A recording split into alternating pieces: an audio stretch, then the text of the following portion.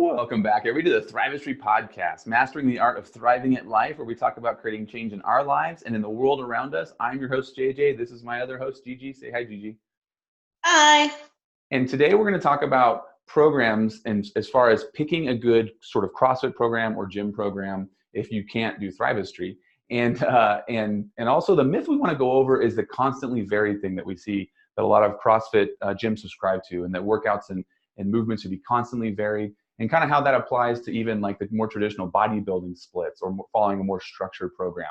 And what are some of the details you should know when you're trying to pick from those options. So this first thing, this was actually Gigi's idea. I really liked it. Was last podcast we talked about sort of workout selection, and if you're going to jump in on a workout that's maybe not in a specific program for you, what are some of the red flags? What are the things you need to look out for? So that you know that you might not want to do that workout or modify it heavily, so that it's in line with your goals.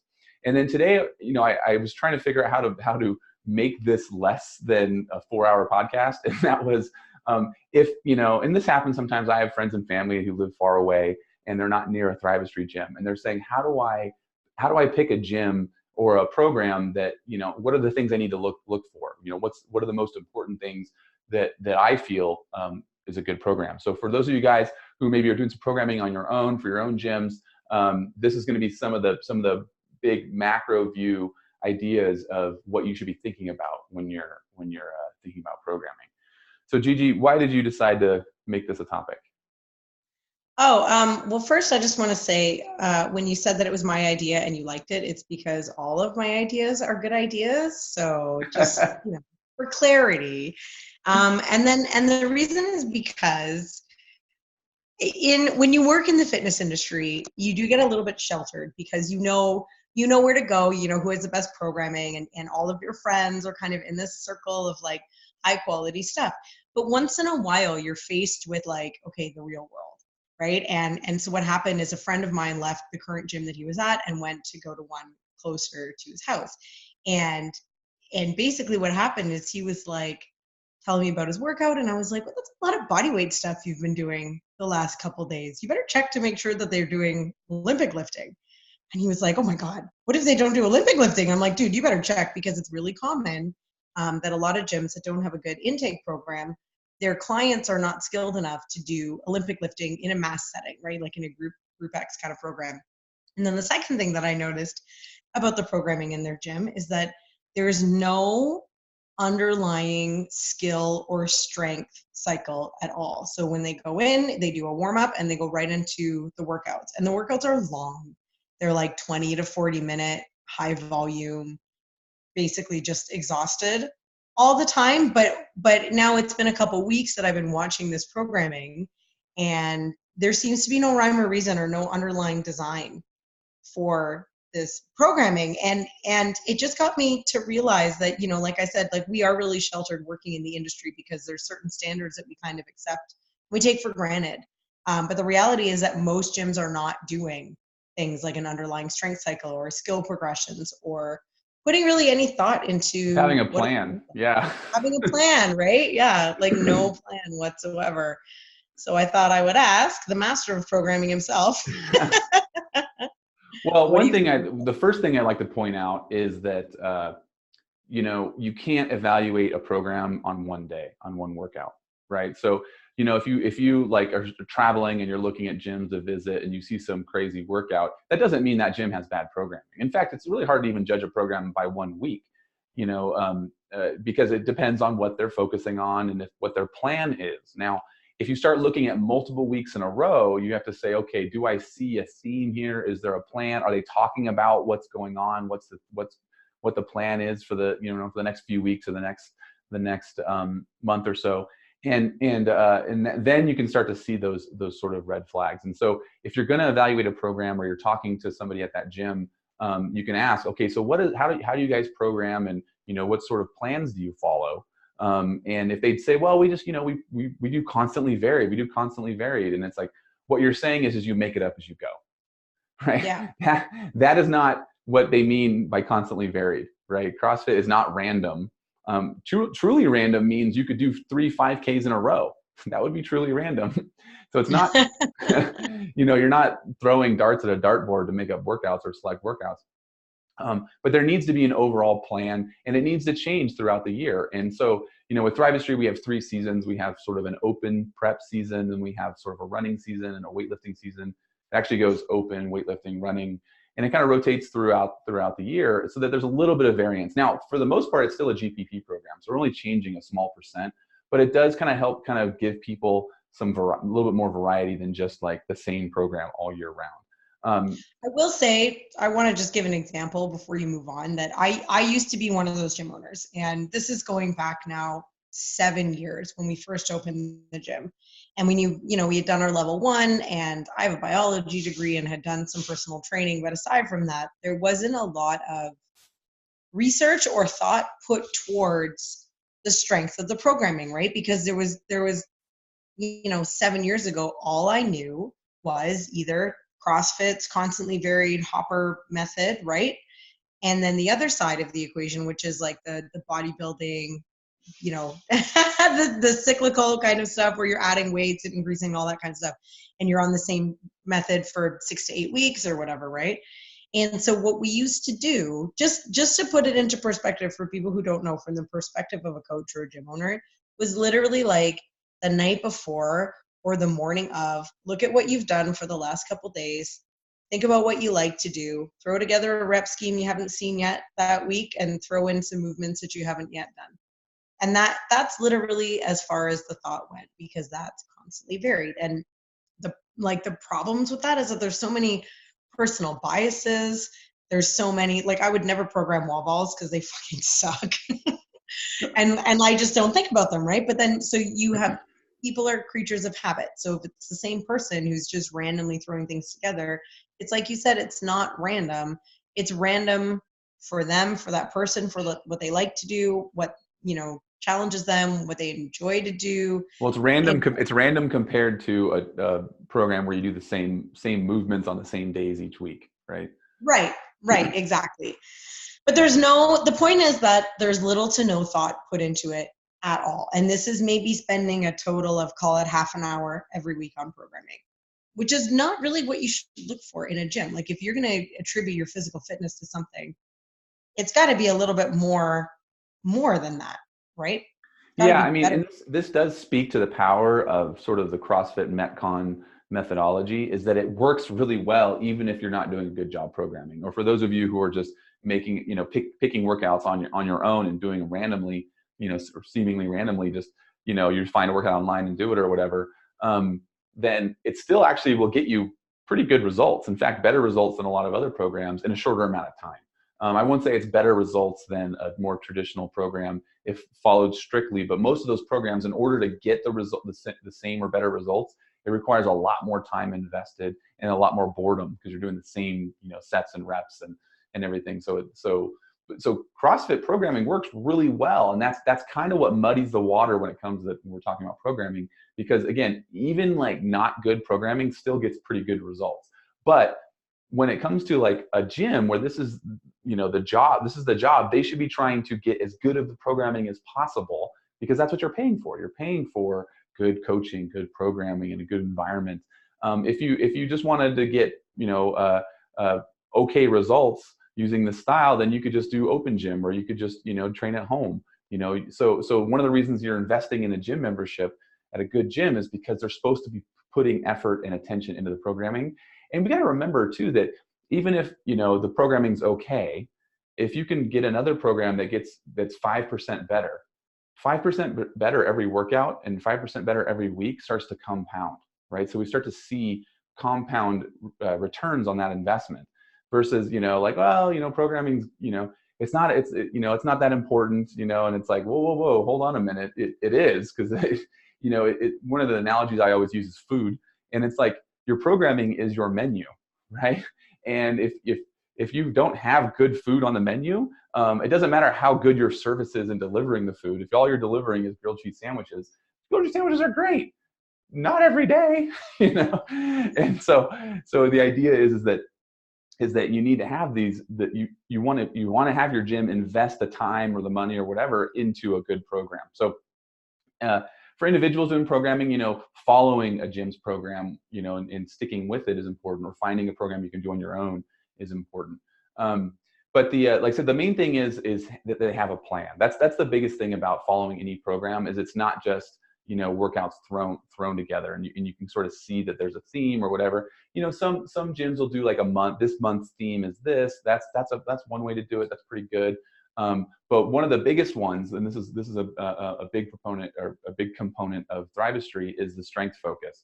And it's funny because a lot of more traditional CrossFit gyms sort of balk at this, or CrossFitters who are really into CrossFit, they're like, oh, we do too much. It's too much repetition. We do too much of the same lift.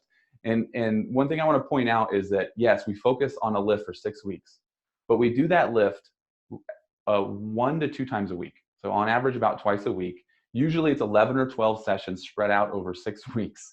And it's designed so that most people are only going to do that lift once or twice a week. So they're not going to come 7 days a week.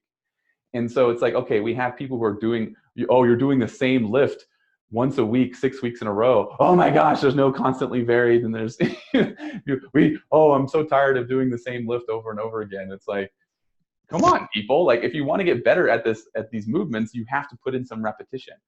So there's always this balance of sort of seemingly random, constantly varied, and there's routine. And the routine is what drives adaptation, right? So having some structure to that, what we've seen is that it allows people that are beginners to learn the movements, right? So if you're a beginner, trying to learn the hang clean, or trying to learn, even just learning like a good front squat can be hard if you haven't done it for a month or two, and really spent the time working that movement. But seeing it every week, and it makes it easier to learn. You get huge gains, and then it makes it easier to coach, because now you don't have to repeat yourself and reteach the movement. And your advanced people are bored and rolling their eyes because they're learning how to front squat again, because you have to teach the class, because you have some people that are still learning it, even though they've been there 6 months. Then you have, but then the advanced people having the regular. The problem that we've seen is, and this is the big argument against, lifting once or twice a week and more random lifts, is everybody plateaus after 2 to 3 years. There's nobody who's been following that program, really well and has everything dialed in.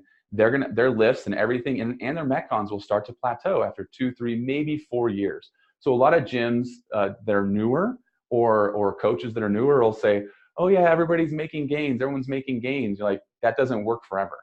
Right. And so, yeah. And I will say, like, when I'm going to interrupt you, I know this is so dense for you, and you just love this so much. So I'm just going to go ahead and interrupt you once in a while. So, there's two kinds of things. As you were talking, the first thing was that is it like true CrossFit? I don't know. That depends how you identify with CrossFit. But it kind of comes down to, like, is your goal to do CrossFit, or is your goal to get in the best shape of your life? Right? Because if you're going to say like a purist, constantly varied thing, will not get you in the best shape of your life. And it comes down to what you're saying, because eventually you will plateau. And I guarantee all those people that make it to the games, every single one of them has a strict strength cycle that they follow. 100%. Of course they do. Right? That goes without saying. So, but having said that, 3, 4 years, 2, 3, 4 years to plateau is still degrees of magnitude better than any other fitness regime, which normally you plateau at like a yoga or a boot camp or Pilates or anything else after 3 months. So it's great, but it's still not good enough. And when people like us from within the industry are talking about it, other people might be saying, oh, like 3, 4 years to plateau, like that's pretty good. But it's like, is it? Because our job is to make you fit for the rest of your life, not to make you fit for 3, 4 years. It is to challenge you constantly, always be improving your fitness forever, which is why we're so passionate about always improving it and how do we make it better. Yeah, and that's a really good point,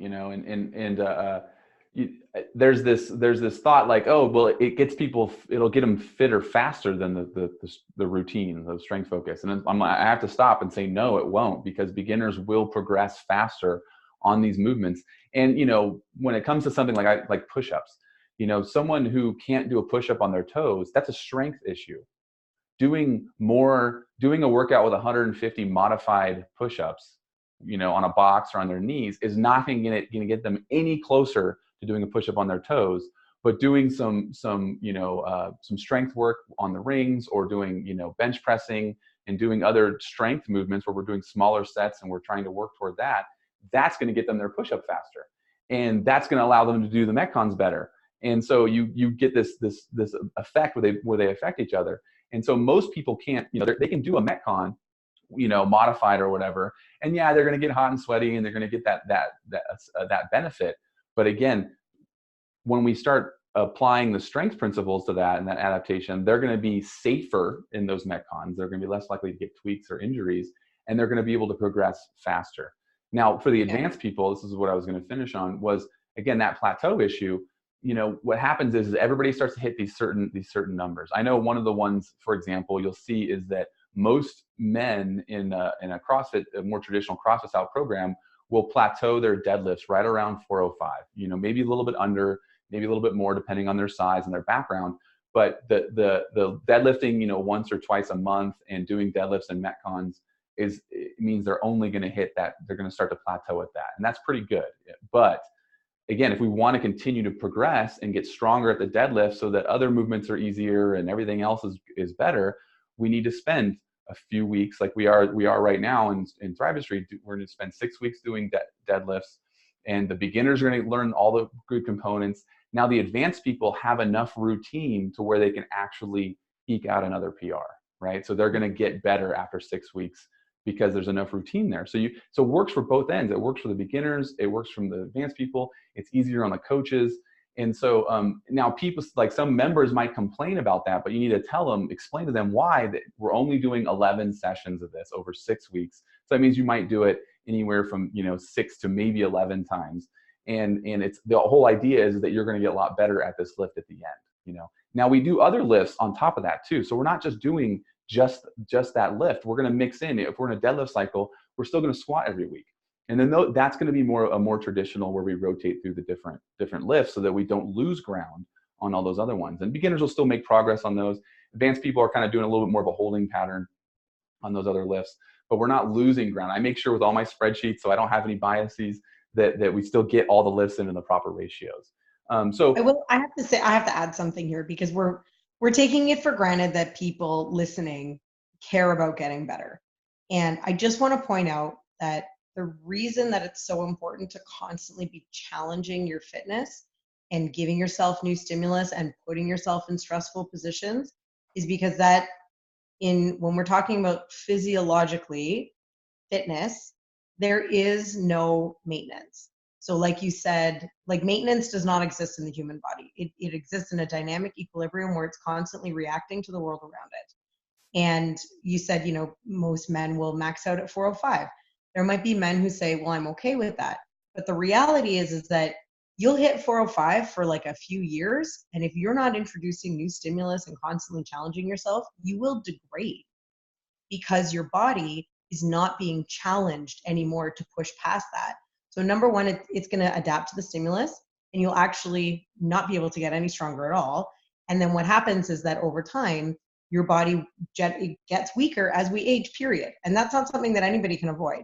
So if you're not challenging your body to improve, you are degrading. There is no maintenance in the physiological world, period. It's just not how our bodies work. So the importance of constantly striving to be better is so that you can always be better, because otherwise you will move in the opposite direction, period. And there's nothing that you can do about that. That's just how we're wired. Yeah, exactly. So point number one is they have a plan. Point number two is there's some sort of structure, whether it's, they're following a progression with lifting, or they're moving towards some gymnastics or body weight goal, skill type stuff. Those are kind of the two big ones. Now with Thrivestry, we do have an alternate program that comes with the main program, where I take out the strength focuses. So it's a little bit less lifting and a little bit more emphasis. There's no emphasis on a focus, and that with the intent that some gyms will rotate into that. Now, usually what that means is I'm going to take a week of programming and I'm going to change a couple of the days, but it's the same movements, and it's maybe a little bit longer workout or a different lift. If it's a deadlift, it might be a clean, or something like that. But the idea is that we're still following the same program so that people can rotate on and off, and it's still the same. They're still in the same program, right? It's not a totally random program, and there's a big, shift. But again, vast majority of my clients, people doing programming, don't rotate to that very often. It's really just more, we just want to change things up a little bit. So there, like I said, and they know that it's not going to be as effective as doing strength focus, but it's sort of that conscious decision to take a break because they just want to make it more interesting or more fun or whatever. I don't think that there's anything more fun than PR day, to be personally honest, but that's what I feel like too, and so especially like after you've been doing this for years and years and years, those become they're so precious. Yeah. Like 2.5 pounds increase on my deadlift, like yeah, wow. Yeah, and that's why there is a retention issue past that 2 to 3 year mark, as people start to get frustrated because they're not plateauing. The other thing is that you want to make sure that that they're actually repeating workouts. And I think that there's a lot of programs where, again, they may have a plan, but they're not keeping track of workouts they've already created. So they just make up workouts. They need a workout that's 20 minutes long and it needs to have these movements, and they just create like a quick little workout. And the problem with that is then why would anybody want to log that workout if they know the chances of it showing up again are pretty much nil? If you're never repeating workouts, there's no point in logging. And so why is it important to log them? Well, logging is what shows you how far you've come, right? So people got very confused with the whole recording, measurable and repeatable that we talk about in CrossFit. And they thought it had something to do with competing with other people, seeing how you show up on the leaderboard. And that's actually demotivating because other people are moving targets. Sometimes they're having a good day and you're having an off day and they beat you, and then you get all mad or frustrated or accuse them of cheating. and this is what happens. This is the real world. Research has shown that seeing how far you've come is far more motivating than seeing how you compare to somebody else or how far you have to go to reach your goals. And so logging, especially early on, right? When most people are beginners, they don't want to log because they're like, oh, I'm doing so badly, I don't want to write this down. You're like, no, it's not for anybody else to see. It's not how you compare to other people. It's so that we can see in a month or 6 months how far you've come, And so repeating workouts, I think, is also really important, and not just the benchmarks, right? There's some gyms that'll, just program that the only workouts that repeat are the benchmarks. And again, the problem with that is if you are doing, Helen, for example, and you're doing it every 3 months, and now you've done it 4 times in a year, it's like you get sick of it, and then you don't PR as much because you're gonna get to the limits of where you're at physically. And so unless you specialize in like those movements, just to PR Helen, it's like, so wait, you're specializing for what? Just so you can get a PR in that? Is your overall fitness getting better, or are you just getting better at Helen? It's kind of like the statement you said. Like, are you trying to get better at CrossFit, or are you trying to actually be fitter and a better human? So that's the third thing I like to see in programs, is that there is enough repetition. Now, there should be, like in Thrivestry, we have usually 1 to 3, so an average of about 2 new workouts per week. I still like to make new workouts, and then I'll program 1 to 2 workouts that are, now I use Beyond the Whiteboard the most. That's my favorite logging software because of all the data and the back end stuff they have. And they have about 400 or 500 benchmark things that they use to adjust your fitness rating. So you have the score that you get that kind of ranks you. And what's great about that is I program 1 to 2 of those a week, so that if you come in on those days, usually about once a week, it's going to update those different metrics and then update your score. So but they're not just the Helen and then this and then that. There are a lot of workouts from old school CrossFit. They just have a lot of data on. They have 10,000 logs of that workout, and it doesn't even have a name. So I'll name it, and then I'll put it in the programming if I like it, and then it'll update that rating. I have a question. Question. When you are repeating workouts, we're talking about context coaching now, right? Which I'm sure is going to be another one of your points here for great programming. But when you're repeating workouts, is it always a test day, or is it to kind of check, like, if you're not going super hard, how are you going to do on this workout again? If just your general everyday show up, you might be feeling it, you might not be feeling it.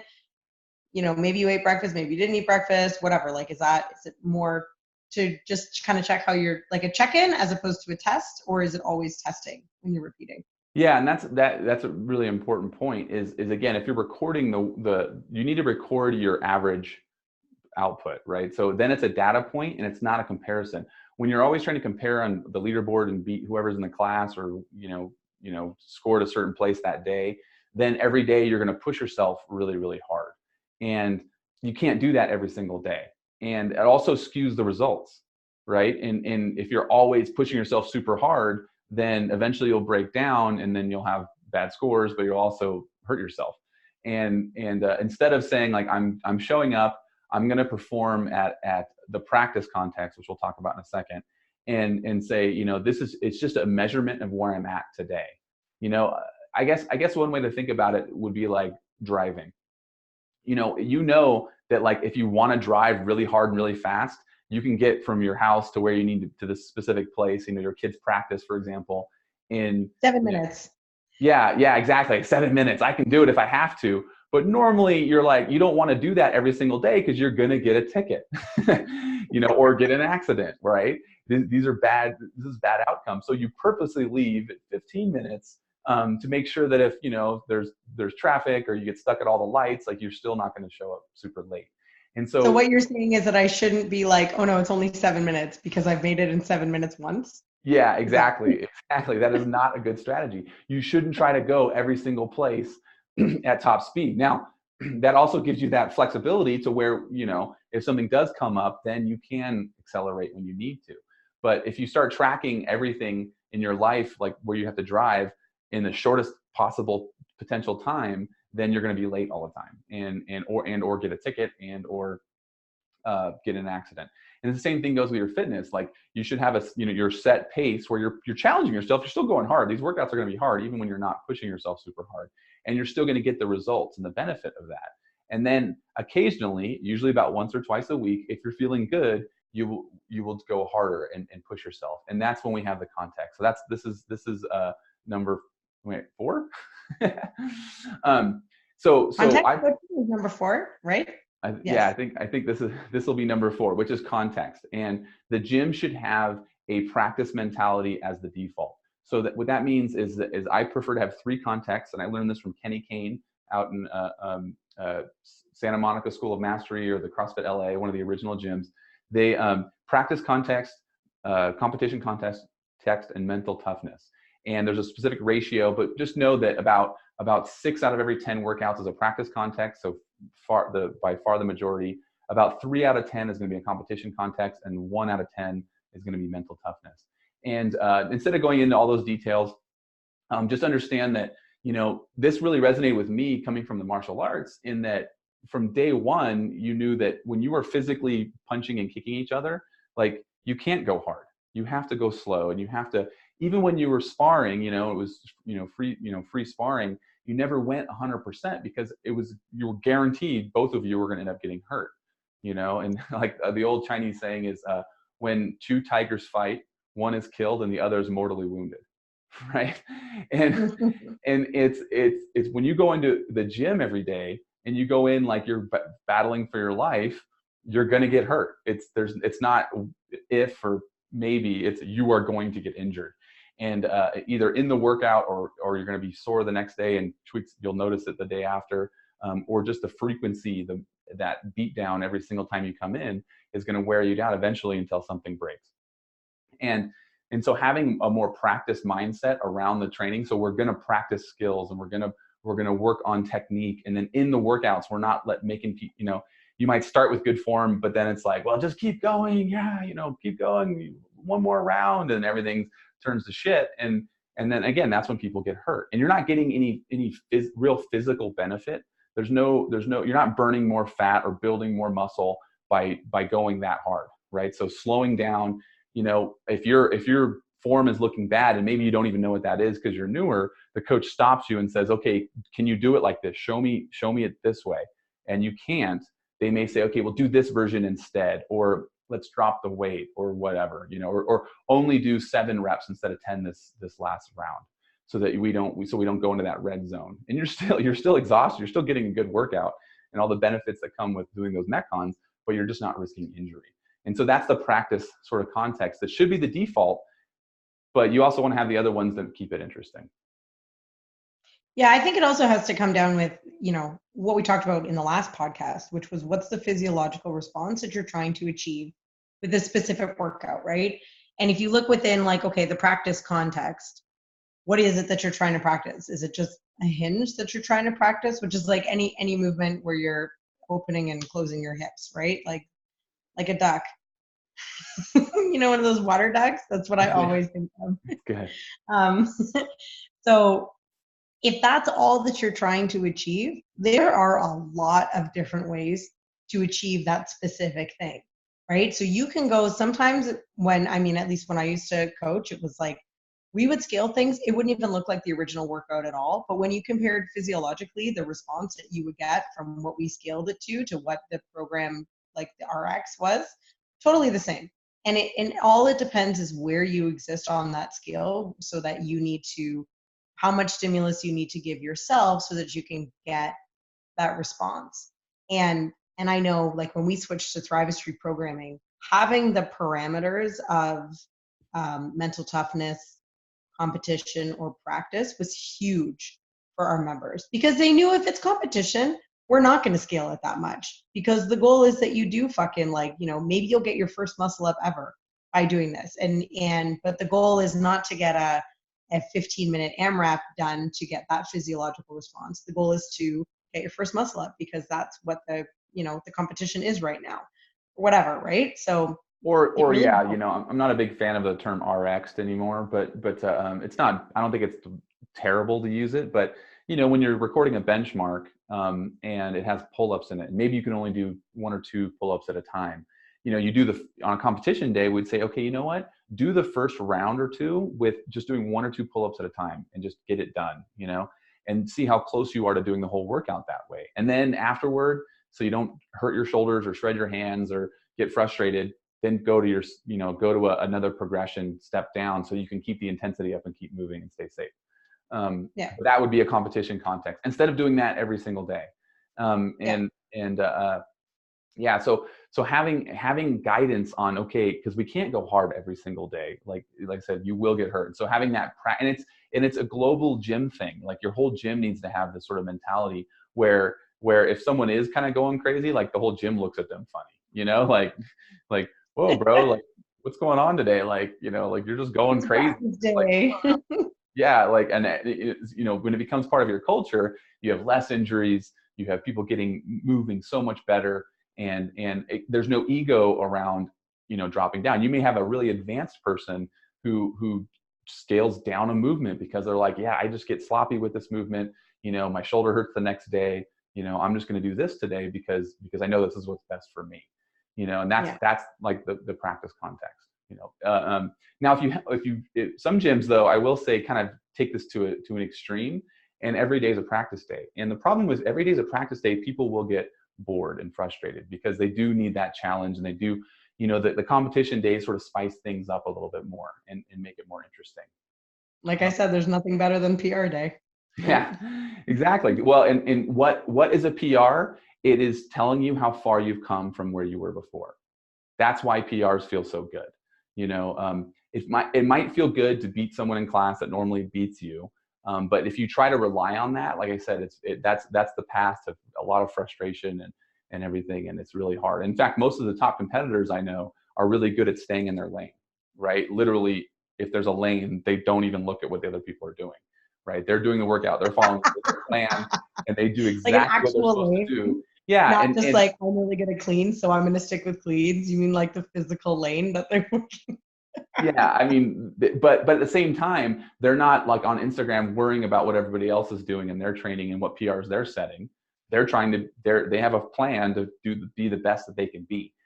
John Wooden talks about this. Like you can only be your best. You can't be better than your best, right? And so you need to just focus on yourself, and that also has the benefit too, where and I've seen this a lot, where people who are really competitive and they're always trying to beat everybody else, once they get to that place in their sort of local environment where they're beating everybody, they don't necessarily push themselves to work on their weaknesses or do the things they need to do to be the best that they could be, because they're the best in the gym, so they don't care about being better, and so it's a negative in that regard as well. But So, go ahead. well, go ahead.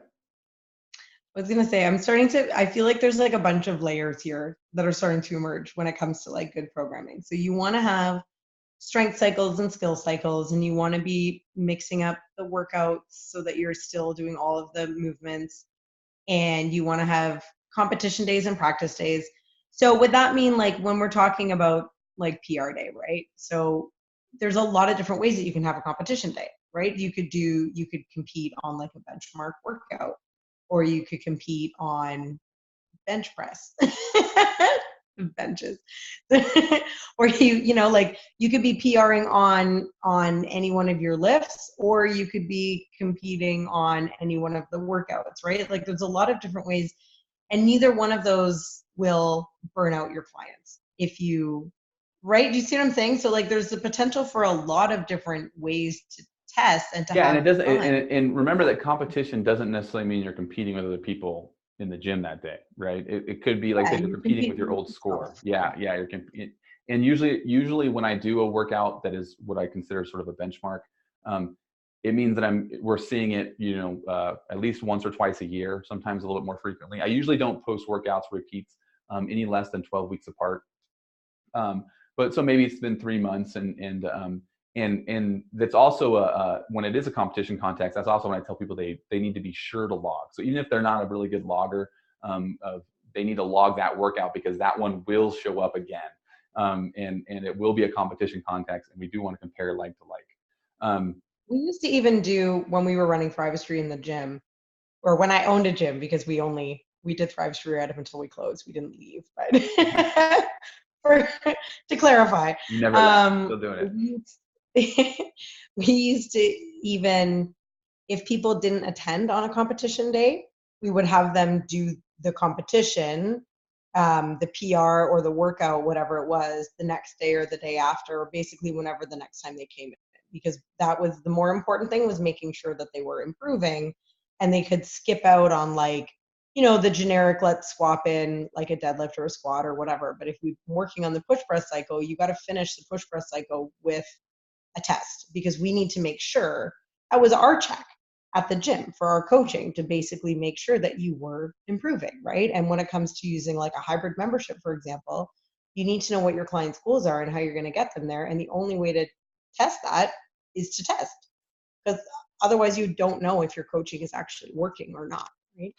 Yeah, and I do think they're it's more of a subconscious thing, but a lot of programmers will make up new workouts all the time because they don't want the data to show that they're not creating the results that they should be. Mm-hmm. Yeah, I mean, that's a great way to do it. I mean, I program sort of a kind of an open gym day, which is called year-end goals and max effort testing. And it's really I have a list of 20 or 30 things just as ideas that people can pick and choose. And I try to, it's not every 6 weeks, but it's maybe 12 weeks or 18 weeks where I'll plug in one of these days, and I'll put in there, if you missed, because it's usually right around when we tested the last strength focus, if you missed the testing the deadlift last week, go ahead and test it today, so we can see the results, and now you can reset your bar to the new numbers. And yeah, I mean, a lot of this stuff goes into the psychology, and I think that's probably the biggest thing that differentiates Thrivestry from a lot of the other programs, is there's a lot more of the psychology of getting people to come, keeping them a long time, and getting them really fit for the longest period of time. Because ultimately, there are great programs. Thrivestry is not the only program. There's some not great programs, but there's a lot of great programs, but ultimately, it doesn't matter how good the program is if people don't stick with it and don't get results for the long term. And a lot of that comes down to the psychology and the class experience, and getting people to create change in their own lives. And that's why I talk about this stuff so much in the podcasts, because 5 or 10 years ago, I started to realize the programming I continue to improve the programming, which is great. But those are such small incremental gains over what I was doing 5 or 10 years ago.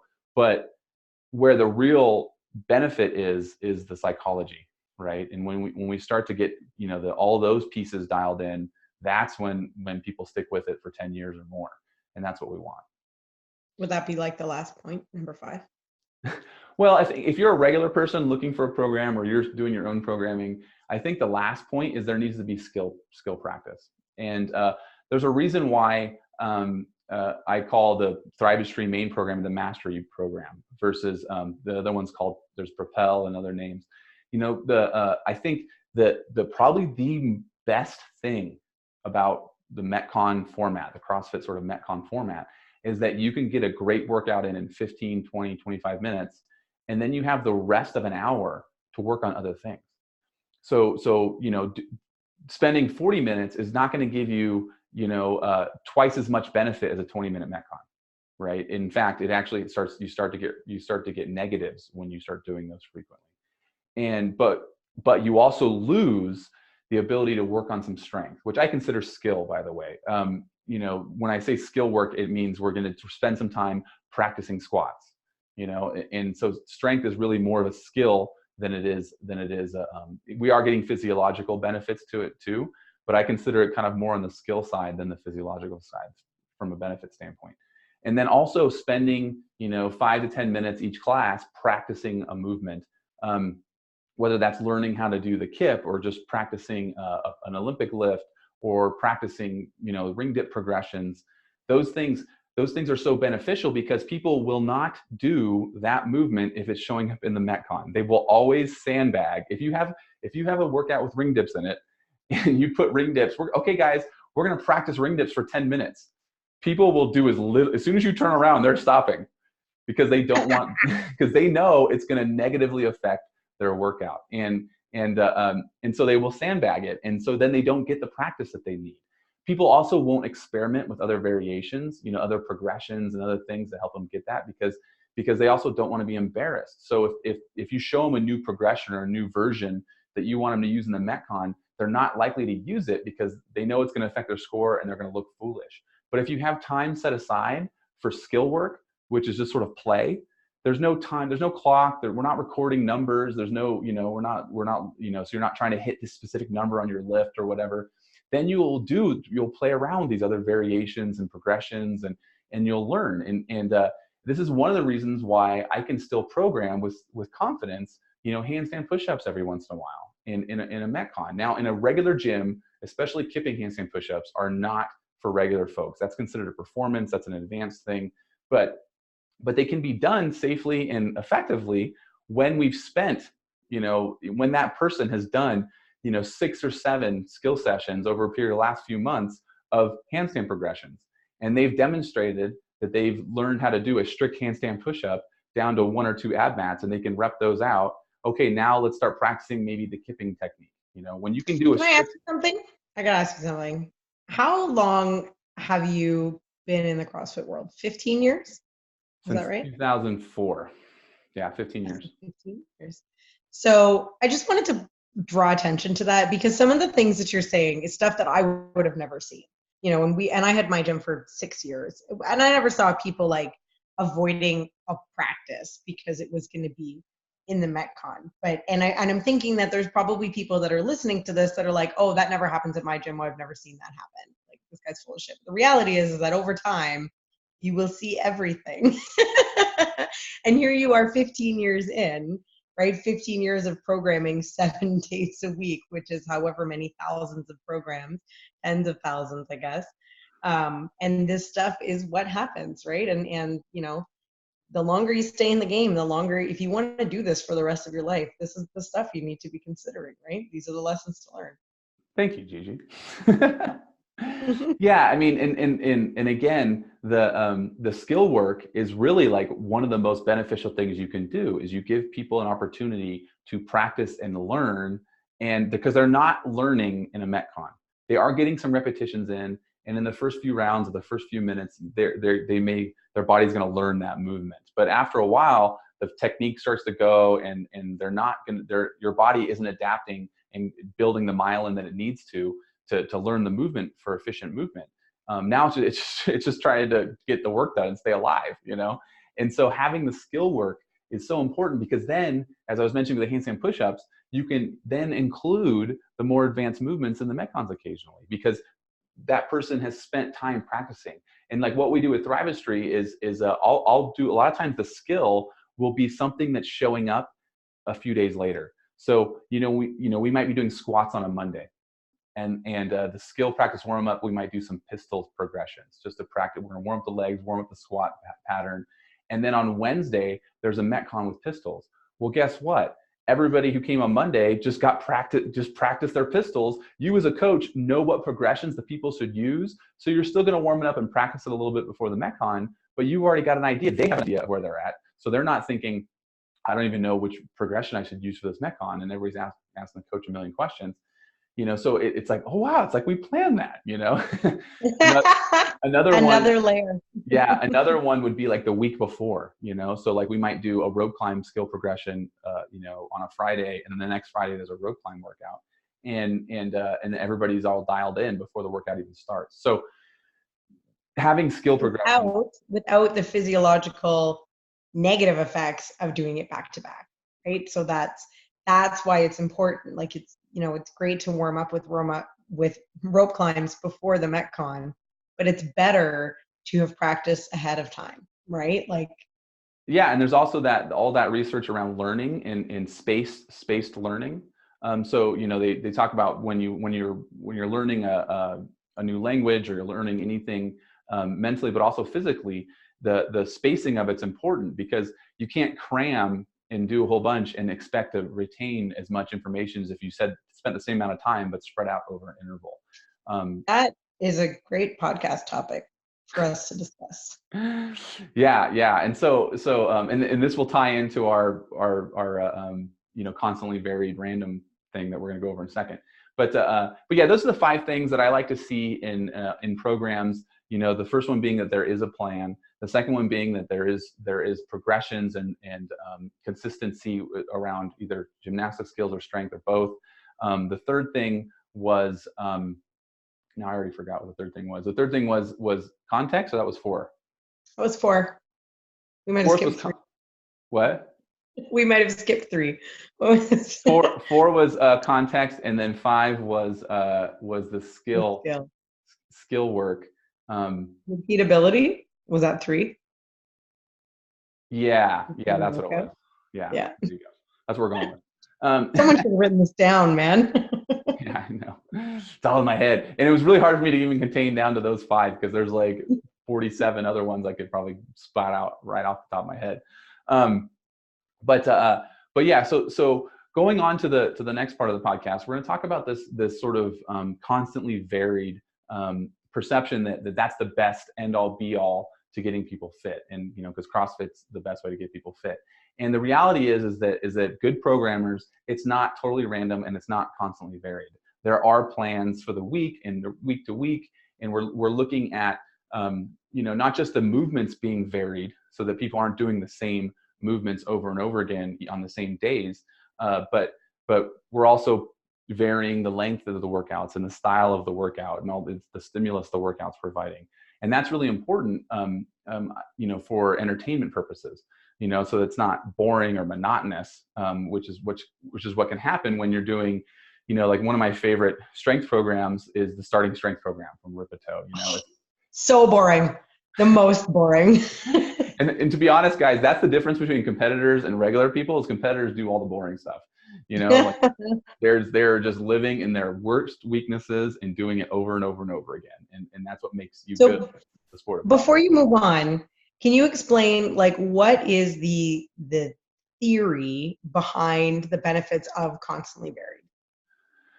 So the people that will say that constantly varied is the best, why do they say that? What is the why? What's backing that up?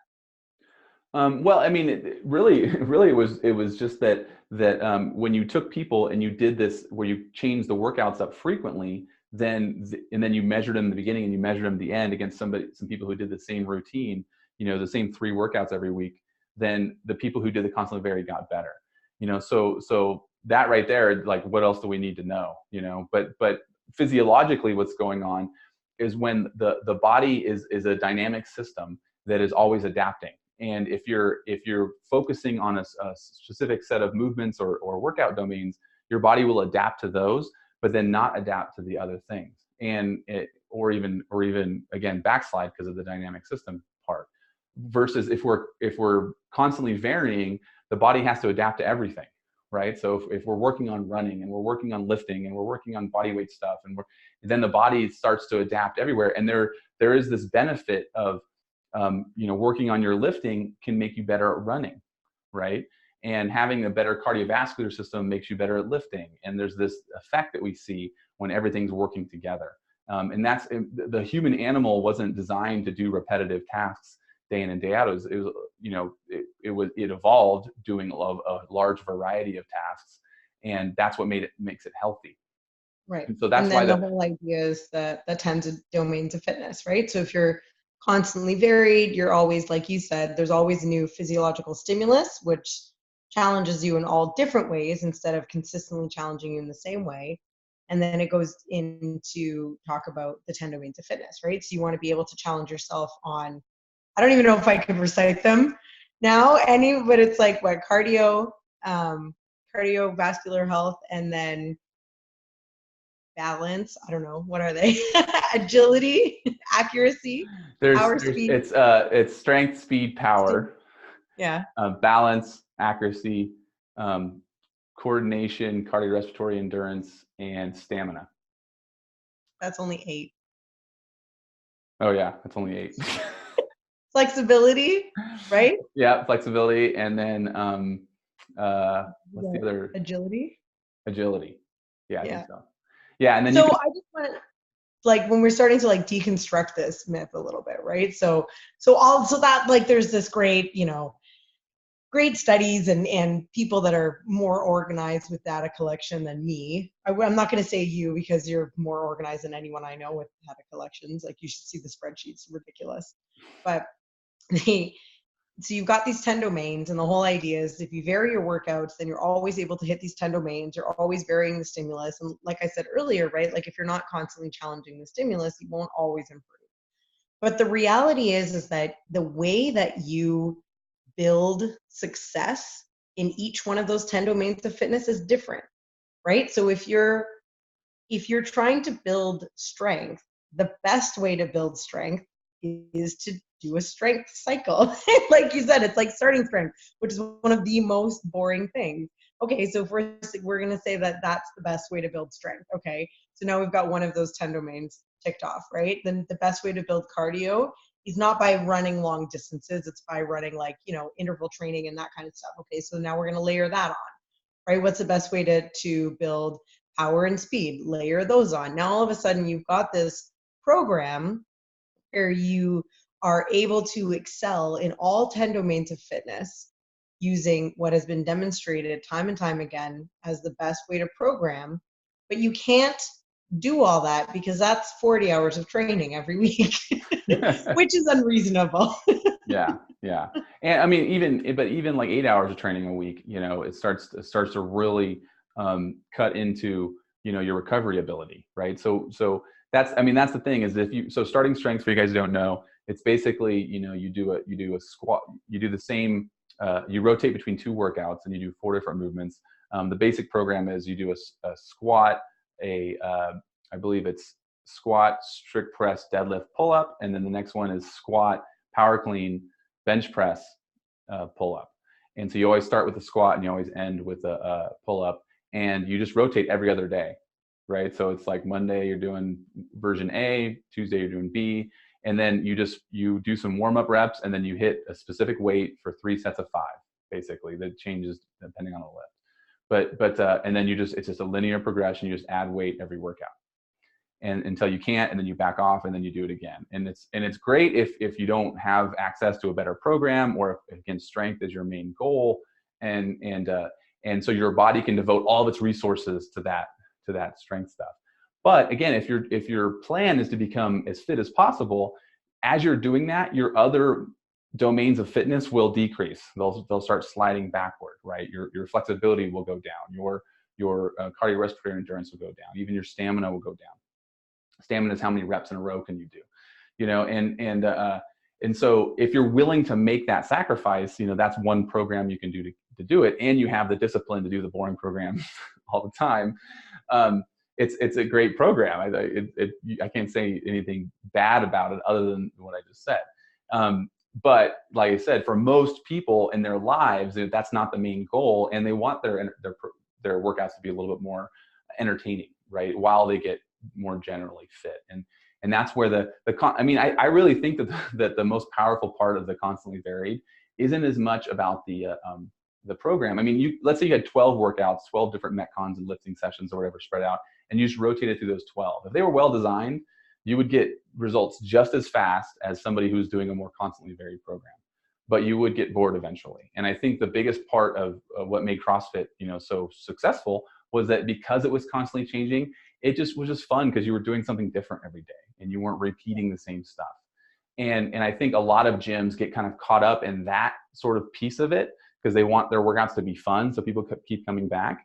But without a little bit of routine, a little bit more planning, we can get some of the benefits of doing a more structured, routine and the constantly varied at the same time. So we have all of their strengths and none of their weaknesses. Like the Daywalker blade.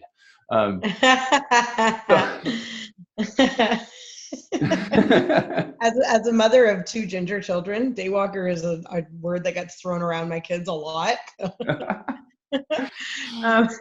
So yeah, I think that is great, right? So the first way that we can bust the myth of constantly varied is that you just will not be in the best shape of your life, period, because you need routine and you cannot build strength and you can't build power. And there's a lot of those 10 domains of fitness that just they get neglected if you don't have a routine. And that's been proven time and time again.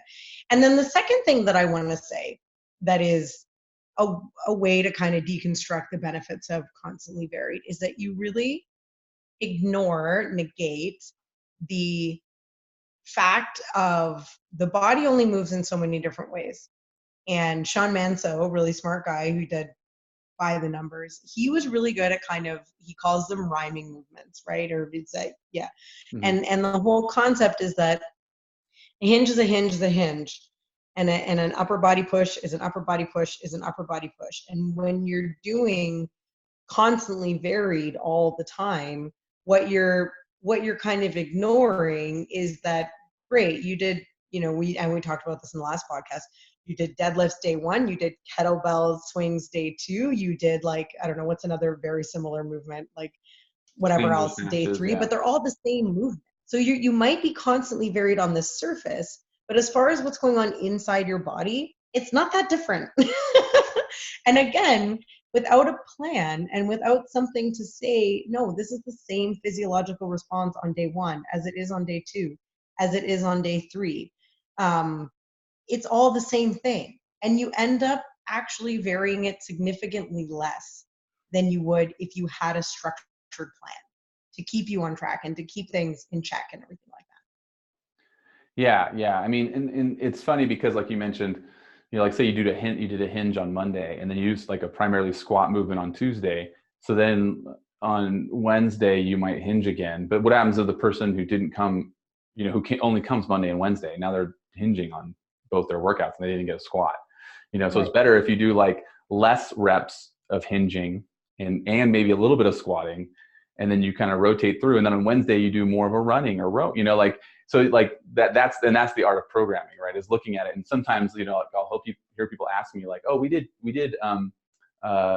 American kettlebell swings on Thursday and Russian swings on Friday. We did back-to-back kettlebell swings. And I have to stop and say, well, hold on a minute.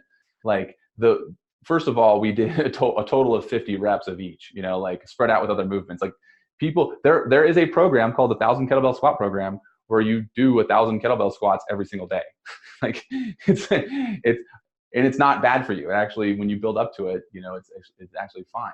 And so it's okay to do the same movement pattern on back-to-back days when programmed correctly. Now, if somebody did 150 kettlebell swings and then you did 150 kettlebell swings the next day, then I'd question what was really going on. Again, depending on the program. The other thing is that a kettlebell American swing is very different than a Russian swing, right? Russian swings are heavier. We're doing a much more true hinge, or an American swing tends to be more like a snatch, which is actually more of what I consider an upper body pull. So they're actually different movements, and they're lighter loads, more grip intensive, slower cycle time. There's all these differences. In fact, I'm going to make a video about the differences so that people don't panic when we do kettlebell swings twice in 1 week. Usually they're not back-to-back days. It's happened maybe once or twice, but